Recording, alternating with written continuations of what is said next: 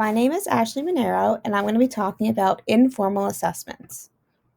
An informal assessment is an assessment incorporated into daily instruction that is driven by content and performance used to measure student progress and performance.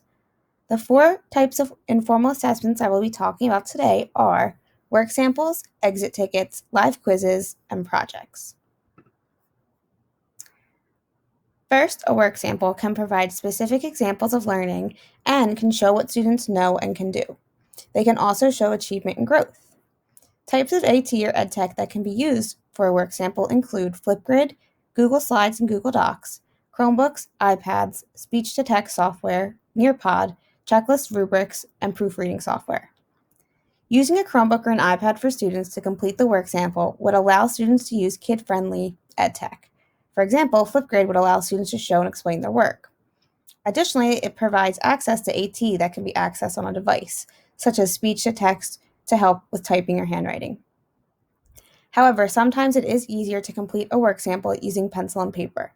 For example, if the student is completing a math problem and has to show their work, it might be easier to have the student complete the problem on a piece of paper rather than type the symbols and work on the device. Also, it could be easier to provide direct feedback directly on the paper. Next, we're going to talk about exit tickets. An exit ticket is a short response or question provided at the end of the lesson to show if a student has met the learning goal of the lesson. It can be used to determine if reteaching, extra practice, or enrichment is appropriate for individual students or a class as a whole. Some types of AT or EdTech could be a Chromebook, iPad, Google Form, Padlet, Nearpod, a checklist, word prediction software, a calculator, or speech-to-text software. Completing an exit ticket using a platform such as Padlet or Nearpod allows all student responses to be gathered in one place. Programs such as Nearpod also automatically grade and collect data on students. Students can also access features of AT on a device. However, if students complete an exit ticket on the computer, they have access to Google the answer. Additionally, sometimes completing an exit ticket on a sticky note is easier to collect and sort students based on performance. You might have to print the exit ticket if it's completed electronically. Third, we are going to talk about live quizzes. This is a quiz that students take in real time during class that contains questions regarding topics and concepts recently learned in a particular subject. They can be used to determine which areas students may need reteaching and which areas students are performing well. Some examples include Kahoot, quizzes, Gimkit, Google Forms, Nearpod, and they can be done on a Chromebook, iPad, and you can incorporate text-to-speech. Providing a quiz in real time allows both students and the teacher to receive feedback immediately. As the quiz is completed, either the teacher can address questions answered correctly, or the student is told immediately in the program. These tools are very engaging and fun for students. Questions can also be read aloud through a device. However, some of the live quiz games are timed if they are done together as a whole class.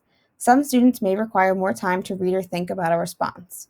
Most of the live quizzes can be assigned as an individual assignment where students can work at their own pace if needed.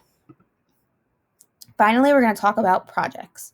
A project is an assignment that students complete after learning a specific concept or idea. Projects can be used to demonstrate a student's understanding and application of skills over a period of time, such as after a particular unit. The Chromebook, iPad, Canva, Google Slides or Docs, Adobe Sparks, Book Creator, Pixton, text-to-speech, a dictionary software, or word prediction software could be used for projects. With so many options, students can be provided with choice on how they want to demonstrate their knowledge through a project. For example, Adobe Spark allows students to speak out loud, while Canva provides templates to items such as brochures, restaurant menus, and more. Students can pick what works best for their strengths and needs. However, students must first be taught how to properly use all the programs and tools, as well as the features, before being able to use them for a project. Additionally, students who like to draw or show creativity using paper or through physically creating might prefer not to complete a project using a device.